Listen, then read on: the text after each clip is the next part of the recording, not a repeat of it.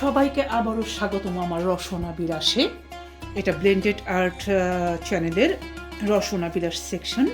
আজ আপনাদের জন্য আবার আমি রান্না করতে যাচ্ছি সাধারণ কিছু, তারপরে আপনাদের সাথে সেটা আমি শেয়ার করি। আমি আজ রান্না করব খাসির মাংস। আমি ফ্রেশ খাসির মাংস, মানে খাসি কিনে জবাই করা হয়েছে এমন মাংস, সেখান থেকে 2 কেজি খাসির মাংস নিলাম। আর তাতে আমি এখন 2 চা চামচ লবণ দিয়ে দিলাম। এটা আমি ম্যারিনেট করে রাখবো। খাসির মাংসগুলোকে মশলা দিয়ে ঘন্টাখানেক আমি ম্যারিনেট করে রাখবো। আমি হলুদের গুঁড়া দিলাম ভরে উঁচু করে 3 চা চামচ, কারণ মাংসের পরিমাণ একটু বেশি। যেহেতু আমি ঝাল কম খাই, তাই আমি মরিচ আপাতত দেব 1.5 চা চামচ। বাকিটা আমি পরে দেখে বুঝবো কাঁচামরিচ দিব কিনা। আমি দিয়ে দিচ্ছি জিরার গুঁড়াও দিলাম আমি 3 চা চামচ। ধনিয়া গুঁড়া দিচ্ছি আমি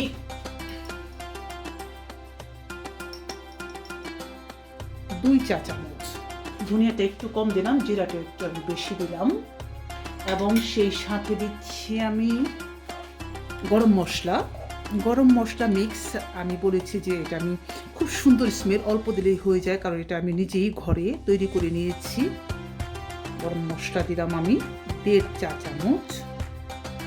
এটা আমি ঘরে সব ধরনের গরম মশলা আমার গ্রাইন্ডার মেশিনে গ্রাইন্ড করে রেখেছি, প্রয়োজন অনুযায়ী ব্যবহার করি। গ্রাইন্ডার মেশিনটা খুব সহজে আমি অনেক কাজ করতে পারি, যার ভিডিও অলরেডি আপলোড করা আছে, চাইলে আপনারা দেখে নিতে পারেন। আর সাথে আমি দিচ্ছি অল্প একটু সামান্য 5 ফোড়নের গুঁড়া, যাতে একটু মৌরি আছে, যার স্মেলটা খুব ভালো লাগে। এবং এটাতে আমি দিচ্ছি 3 টেবিল চামচ আদা এবং 3 টেবিল চামচ রসুন।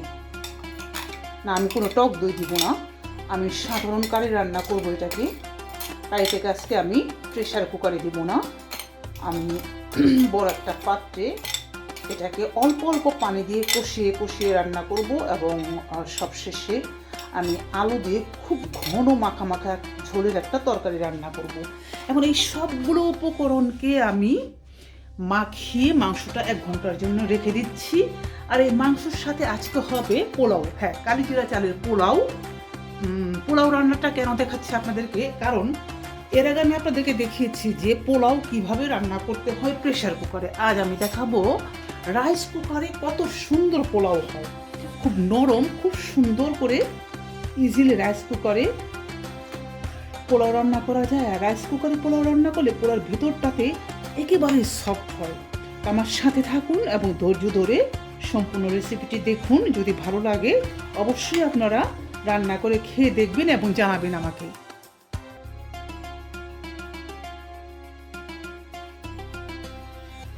চুলার জালটা ধরে দিয়েছি। আজ বড় একটা পাত্র নিয়েছি, তরকারির পরিমাণটা একটু বেশি। ঢেলে দিলাম তেল। আজ আর অলিভ অয়েল দিলাম না, আজ আমি সূর্যমুখী দিয়ে রান্না করছি। মাংস যেহেতু একটু বেশি, আজ তেলটা অল্প একটু বাড়িয়ে দিলাম। হ্যাঁ, 3 টেবিল চামচের মতো হবে। দিয়ে দিচ্ছি আস্ত জিরা, বরাবর যা আমি দিই, এবং সেই সাথে আমি দিয়ে দিচ্ছি পেঁয়াজ কুচি। দিয়ে দিলাম আমি পেঁয়াজ কুচি।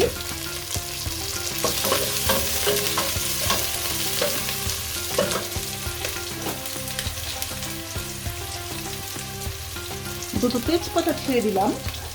তেজপাতাটা না দিলেও চলতো, কেননা আমি যে গরম মশলাটা দেব তাতে আমি সব কিছু একসাথে গ্রিন করে নিয়েছি। তেজপাতা, এলাচি, দারচিনি, লবঙ্গ, গোলমরিচ, জিরা, শাহি জিরা সব একসাথে করে নিয়েছি, লাগতো না, তারপরেও দিলাম। আরও কিছু পেঁয়াজ দিলাম, পেঁয়াজটা একটু বেশি দেবো।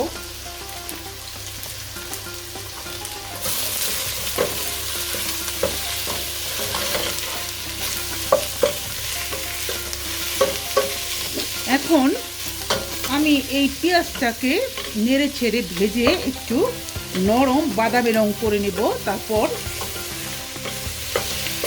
ম্যারিনেট করে রাখা মাংসটা এতে আমি ঢেলে দেবো। মাংসটা আমার 1 ঘন্টার বেশি হয়ে গেছে। পেঁয়াজগুলো লাল হয়ে এসছে। দেখুন আমি পেঁয়াজগুলোকে সুন্দর লাল করে ভেজে নিয়েছি অল্প তেলে।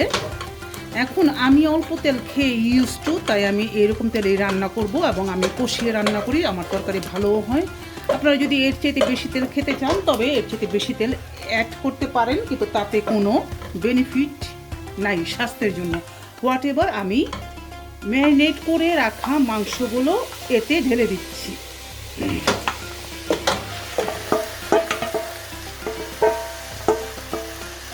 মাংসগুলোকে আমি সব রকমের মশলা মাখিয়ে রেখেছিলাম।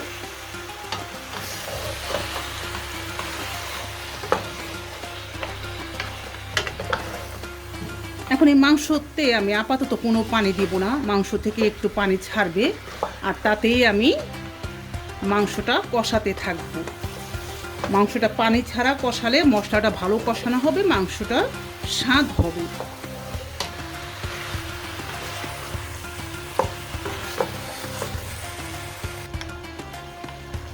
তো মাংসটাকে আমি মিনিট 5 ধরে এভাবে নেড়ে চেড়ে কষিয়ে নিচ্ছি। আমি কোনো পানি এখনও অ্যাড করিনি, কারণ আমি জানি যে কিছু পানি ছাড়বে মাংস থেকে। এই যে মাংস থেকে যে পানিটা আসছে এটা শুধুই মাংস থেকে, আমি পানি দিইনি।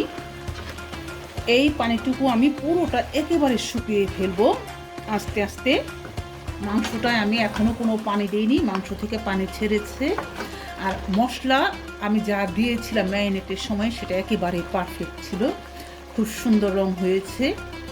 তো ঈদ স্পেশাল আমি চেয়েছিলাম যেহেতু রোস্ট হচ্ছে, পোলাও হচ্ছে, মাংসটা সিম্পলি রান্না করি, কিন্তু ডিমান্ড আসলো যে না এটাকে শাহি স্টাইল করতে হবে। তো শাহি স্টাইল করার জন্য আমি এখন যা অ্যাড করবো তা আপনারা শুরুতেই অ্যাড করে দিতে পারেন। আমি এক টুকরো ছোটো জয়িত্রি নিয়ে নিলাম, এটাকে ম্যাশ করে, কারণ জয়িত্রির আমার আপাতত গ্রিন্ড করা নাই। তো জয়িত্রি দিলাম, জয়িত্রি কিন্তু গলে যায়, হ্যাঁ কোনো সমস্যা না, খুব বেশি দিবেন না। জয়িত্রি খুব বেশি দিলে কিন্তু একটা কষ ভাব হয়। এবং আমি অল্প একটু জয়ফলের গুঁড়া দিলাম, খুব অল্প অল্প, একটা সুঘ্রাণ আনার জন্য মাত্র। আর আমি অল্প একটু দিয়ে দিচ্ছি শাহি জিরার গুঁড়া। শাহি জিরা আমি অল্প একটু দিলাম, আপনারা চাইলে বাড়িয়ে দিতে পারেন। আর দিয়ে দিচ্ছি আমার গরম মশলা, আর অল্প একটু দিয়ে দিলাম ব্লেন্ড করে রাখা। এটাই আমাকে একটা সুন্দর সুঘ্রাণ দেবে, একটা শাহি ভাব চলে আসবে। আর এরপরে সব শেষে আমি আরও একটা শাহিয়ানা ভাব আনবো, সেটা পরেই দেখাচ্ছি। এটাকে কষতে থাকবো। আমি এটাকে কষতে কষতে মাংসে কিন্তু পর্যাপ্ত তেল থাকে, এই যে তেল চলে আসছে এবং আরও অনেক তেল ছাড়বে সে সব শেষে। মাংসটা যখন স্লোতে রাখা হয় তখন তেলটা একটু বেশি বার হয়। তো আমি এভাবে মাংসটাকে আবারও ঢেকে দিচ্ছি এবং সে হতে থাকুক, ঢেকে দেবো আমি, আস্তে আস্তে হতে থাকুক। এই যে আমার মাংসটা খুব সুন্দরভাবে কষানো হয়েছে, আমি অনেকক্ষণ ধরে এটাকে কষিয়ে নিয়েছি, কারণ আমি আগেই বলেছি অনেক কষাবো। এবং মাংস থেকে দেখুন কি সুন্দর তেল চলে এসেছে। এই পর্যায়ে আমি মাংসে পানি দেব, মাংসটাকে আরও কুক করতে হবে। তো আমি মাংসে গরম পানি ঢেলে দিচ্ছি। গরম পানি ঢেলে দিলে সুবিধা হচ্ছে যে এই ঝোলটা তাড়াতাড়ি ফুটে উঠবে, এবং মাংসে নাকি গরম পানি ঢাললে মাংসটা জলদি কুক হয়ে যায় ঠান্ডা পানি না ঢেলে। তো আমি মাংসে গরম পানি ঢেলে দিচ্ছি। ঝোল মশলা পানি একসাথে আমি মিলিয়ে এটাকে এখন ঢেকে দেব। ফুটে ওঠার পরে আমি আঁচটা কমিয়ে মিডিয়াম করে রাখবো। আমি চাই এটা স্লোলি কুক হোক, মাংসটা কুক হোক আর ঝোলটা ঘন হোক। যখন মাংসটা একটু নরম হয়ে আসবে তখনই আমি আলুটা অ্যাড করব। আর ওইদিকে আমি আরও একটা জিনিস দেখাতে চাচ্ছি। তো ঈদের দিনের রান্না হচ্ছে খাসির মাংস, তার জন্য আমি একটু বিশেষ যত্ন নিচ্ছি। একটা শাহি বা বানবো, সেটা হচ্ছে যে আমি ছাক তৈরি করব। অনেকেই হয়তো জানেন ছাক কি, অনেকেই হয়তো জানেন না। যারা নতুন জানেন না তাদেরকে বলছি, ছাক হচ্ছে আমরা আমাদের মায়ের কাছ থেকে শুনেছি ছোটোবেলায় মা খালারা যেটা করতো, ইভেন আমিও করেছি। সেটা হচ্ছে যে পেঁয়াজ, আদা এবং রসুনকে থেতো করে নিয়ে, কেটে না থেতো করে নিয়ে এটাকে এভাবে তেলে ভেজে তারপর শিলপাটায় বেটে তরকারিটা নামানোর আগে সাথে মিশিয়ে দিয়ে নামাতো। আমি আজকে সেটাই করছি। অল্প একটু তেলেই আমি এটাকে একদম স্লো আছে ভেজে নিচ্ছি। তা আমি এই ছাকটাকে ব্লেন্ড করে নেব এবং আমি সাথে জিরার গুঁড়া, আমি ডাবল মজা আনার চেষ্টা করব, ভাজা জিরার গুঁড়াটাও দিব। দেখতে থাকুন। পানিটা এই পর্যায়ে আছে, সে অনেকটা কমে এসেছে কিন্তু একেবারে শুকিয়ে যায়নি। আর আমি মাংসটাকে দেখলাম যে মাংসটা এবার নরম হয়ে আসছে এবং এখনই যথার্থ সময় আলু অ্যাড করার। যদি আলু খেতে না চান তাহলে এখন এটাকে জোরে মানে উচ্চ তাপে কুক করে পানিটা শুকিয়ে কষা কষা করে নিতে পারেন। আর যেহেতু আমরা আলু পছন্দ করি তাই আমি আলু দিলাম এবং এইটুকু পানিতেই, আমি আর নতুন করে পানি দেব না। এখন আমি পানি দিলে তরকারিতে একটা পানসে ভাব আসবে, টেস্ট ভালো হবে না। তরকারিটা একদম শেষ পর্যায়ে, ওই যে দেখুন উপরে কি সুন্দর তেল ভেসে উঠেছে। তো এখন আমি এই পর্যায়ে যে আদা, রসুন এবং পেঁয়াজ আমি স্লো আছে সুন্দর করে হালকা ভাজা দিয়ে নিয়েছি, এটাকে আমি ব্লেন্ড করে নিয়েছি, এটা আমি ঢেলে দিচ্ছি। আমি যেহেতু ব্লেন্ড করে নিয়েছি একটু পানি দিতে হয়েছে, তাই আমি একটু আগেই দিলাম। সাধারণত আমরা এটা নামানোর কিছুক্ষণ আগে দিয়ে তারপর একটা বলক মানে ফুটে উঠলে তারপর এটা নামিয়ে ফেলি। আমি যেহেতু একটু পানি দিয়েছি সেক্ষেত্রে একটু বেশিক্ষণ রাখবো, তাতে করে পানসেটে ভাপ আসবে না। এই হলো শাক বা শাক, কে কীভাবে উচ্চারণ করে আমিও অনেক আগেই এটা ব্যবহার করেছি, ইদানিং খুব কম করি, লেজি হয়ে গেছি। আমি আধা চা চামচ ভাজা জিরার গুঁড়া দিয়ে দিলাম। দুটো মিলিয়ে আশা করি সুপার একটা টেস্ট আনবে। খুব সুন্দর একটা চেহারা হয়েছে। এটাকে আমাকে এখন ফুটিয়ে নিতে হবে, তা না হলে তো শাকের একটা গন্ধ থাকবে। এটাকে ভালো করে ফুটিয়ে নিতে হবে। আলুটা হ্যাঁ শেষের দিকে, ঝোলটাকে আর একটু কমাবো, 2 থেকে 3 মিনিট এটাকে আমি কুক করব যাতে শাকটা সুন্দরভাবে কুক হয়ে যায় তরকারির সাথে। রান্নাটা একেবারে শেষের দিকে, খুব সুন্দর একটা তরকারি হয়েছে। আমি আবার একটু ট্রাই করে দেখি। সেই রকম স্বাদ, লবণ ঝাল সব ঠিকঠাক আছে। এখন তারপরেও আমি আস্ত করে 2টো কাঁচামরিচ দিয়ে দিই, না একটাকে ভেঙে দিই, একটু ঝাল খাবো।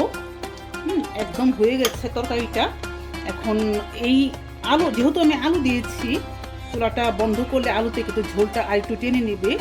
আর আমি যেহেতু অন্য আইটেমগুলা কষা করছি, এই আইটেমটায় একটু ঝোল রাখতে চাচ্ছি, কারণ এটাকে আবার একটু পরোটা দিয়েও খেতে হবে।